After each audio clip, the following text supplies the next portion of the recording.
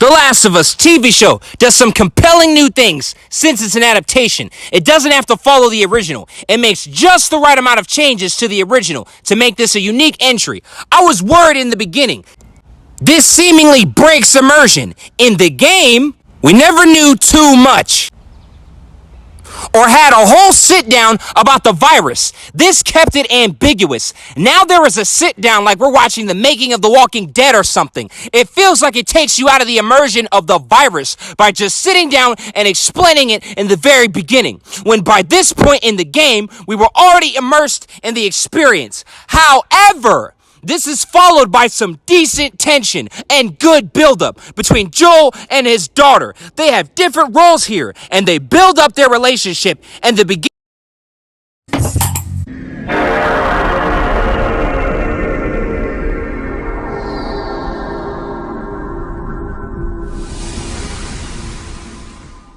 Getting further than what they did in the game. Well, damn, this is actually some good shit. Who would have thought a video game adaptation would work, especially ones that are realistic, that should connect with live action, considering Last of Us is realistic. The chemistry between Joel and his daughter is believable and real. They didn't have a lot of this, only a little in the game. Look at this shit. Guys, this shit is really here in the live action edition. Finally, an adaptation that not only does something different, but improves on the original. Not half bad. Shit.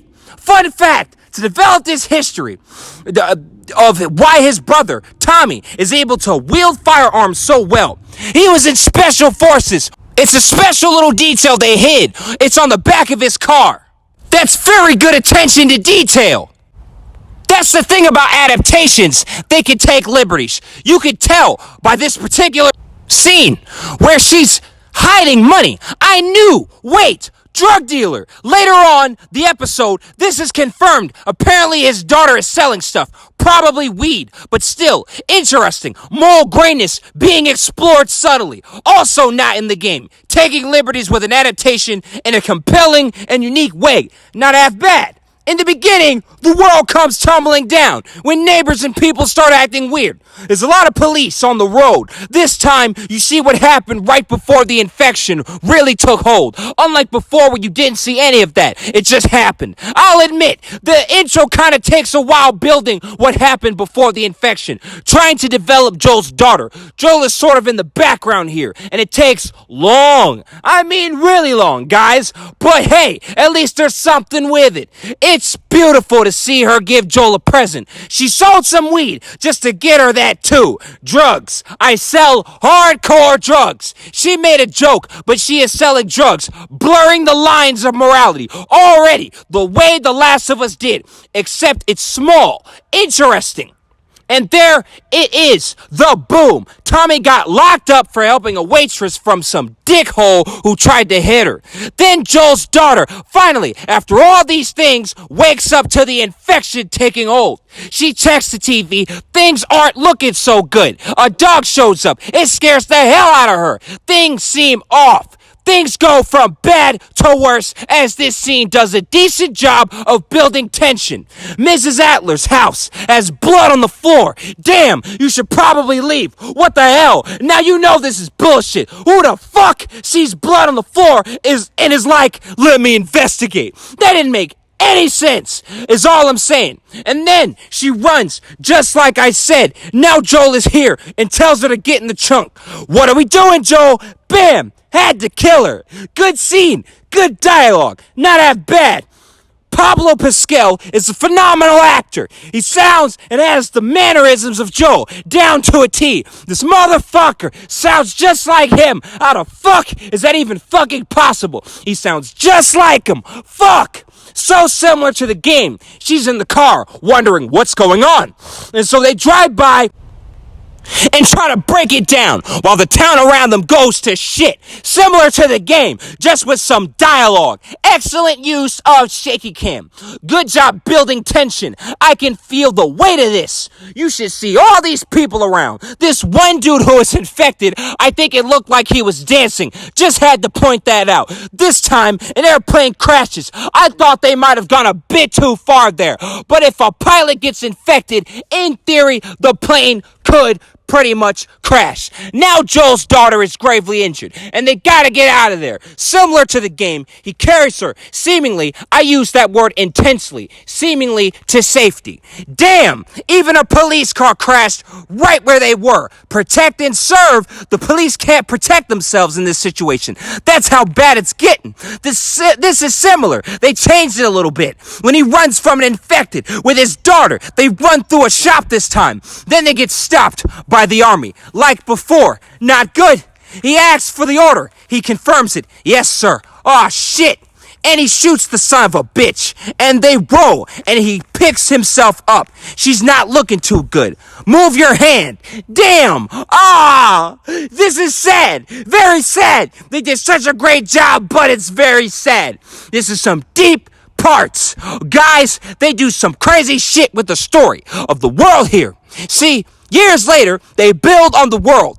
The place, the world tells a story, something even the game wasn't doing, showing fireflies, hunters, backgrounds, having a SWAT officer or army officer take drugs from Joel as they sell it for money, blurring the gray line of morality by having army men become corrupt and work with citizens for drugs and benefit, while the citizens do rough and terrible things just to live another day. This is shown to you through the character of Joel and the environment simultaneously.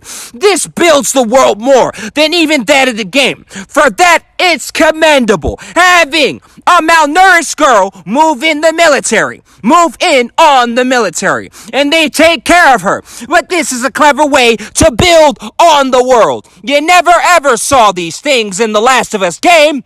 Burning dead bodies. Damn, hardcore shit.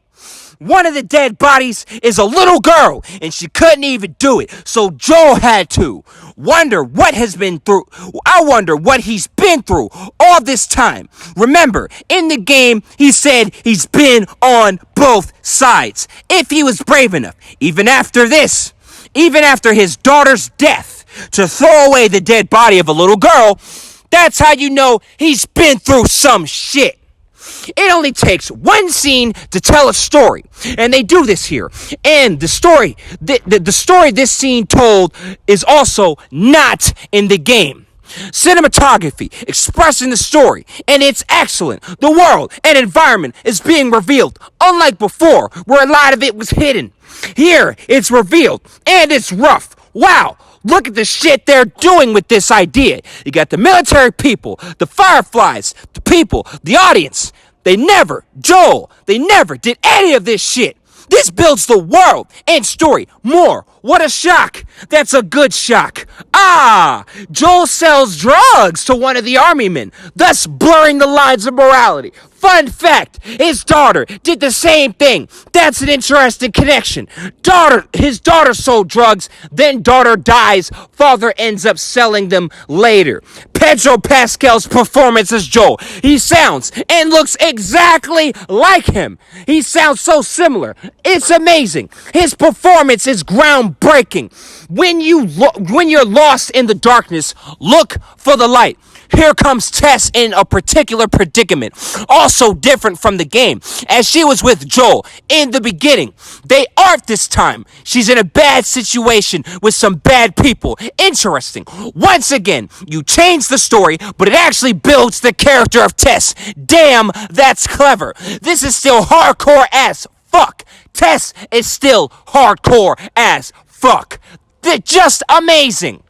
An explosion happens at a convenient time right when someone's kidnapped. However, it is a good scene. That can't be helped. The gruff, the tension, the weight. Man, it's felt here big time. The acting is award-winning. I'm not a firefly. Man, this is what gets me about this show. It takes the concept of the game, but mainly its concept, and does something else with it. But then it maintains its creative flow. That's amazing. Man, that's so good. And video game adaptations are never any good. This is more than good. It's brilliant. See, when it's realistic like The Last of Us, that should help, considering it's live action. So they definitely took advantage of this. Ellie is hardcore as fuck. The actor's pretty damn good, and she's actually the age of the character, which feels more believable. If it was some grown-ass Adele playing a kid, it'd be fucking weird. Here, they made the right choice. Ellie is a special character here, as she is a little different from who she used to be, but she's still aggressive and really intense, and you could tell that she's been through a lot. There are worse things than the infected out there. Great! You just tackled the theme of The Last of Us in a compelling manner. If Joel goes out there to Wyoming for the tower, guess what? He'll face humans, the greatest threat in The Last of Us, not just the infected. That's one of the core themes of The Last of Us. Oh, shit! I know you don't have the original soundtrack. Awesome! Oh, hell no! It's the multiplayer theme. Hell no! Hell no! That's beyond awesome! What the fuck? Yo! They got the soundtrack. Guys, oh hell no! And it matches the atmosphere. This is too fucking cool. I think Joel is thinking of his wife, but when I first saw the lady enter his bed, I thought that was Tess. Fun fact, I always thought Tess and Joel had a romantic but rough history. It might have been implied. I don't know. Just a thought. Oh, now it really is Tess.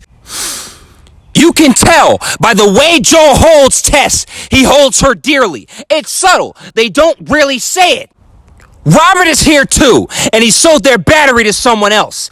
Then they jump Tess. You can tell from their mannerisms they have a history. That's the girl. That's her. She looks just like her. The Firefly woman. The girl who saw Ellie as the cure when they searched for Robert before. She looks just like her. What the hell? Fireflies believe they are restoring democracy to a dictatorship. The military, also not explored in the game, furthering the ideology of both sides. They even blur the lines of morality by having some of these same military buy drugs and do dirt with civilians. Damn, that cinematography is just so good. It grounds the world in a more realistic setting.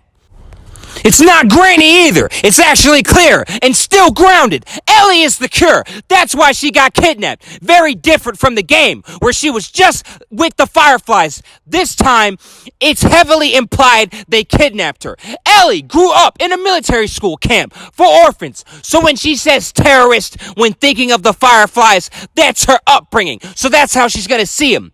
The deep conversations like this in the Last of Us universe, building its universe more shit. Also missing in the game. This is a unique adaptation altogether. Wait a minute. They need a mask. Why don't they need a mask for spores in the game? They use this to protect themselves from spores. You can't breathe them in.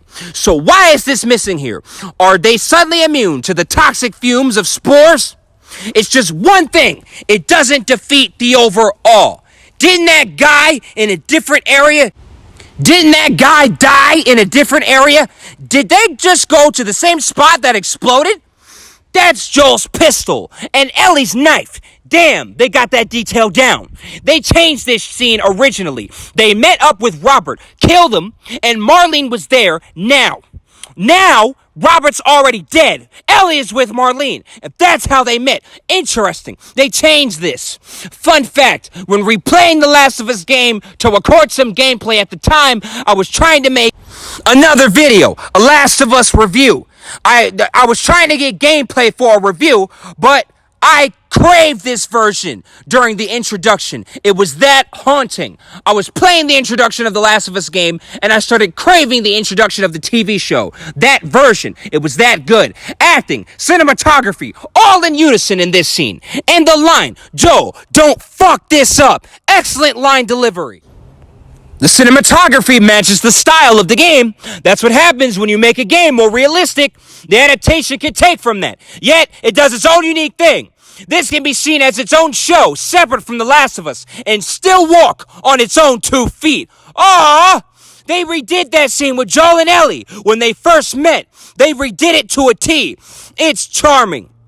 Joel and Ellie have just a little bit of chemistry, different from the game, where Joel was gruff He didn't want chemistry of any kind. He didn't care. Here, there's still a part of him. There's still a part of him that does care, even in the very beginning. This scene is excellent. I could feel that Joe had a flashback to his daughter. Even before they showed the flashback, it seemed, based off of his facial expression, you could tell he was having some kind of psychological daughter protection instinct thing going on. You could really see it through the facial expressions, and it's really good. The fact that this idiot was gonna kill Ellie when she panicked because they were in danger, and this idiot splits deals and drugs with the same people he's threatening to imprison and kill. Joe snaps into overdrive and beats him to death. Now, I'll admit it's weird that he didn't shoot, but the scene has such good storytelling and good execution, I don't care, and I don't think it even matters. So, what did I think? This show will go down as one of the best adaptations of our time. It's scary, haunting, unique, takes liberties with its property. The music, cinematography, and story work quite well. It's a shock to behold. This was Tarragon laying it down about The Last of Us TV show. And I'm now out this piece.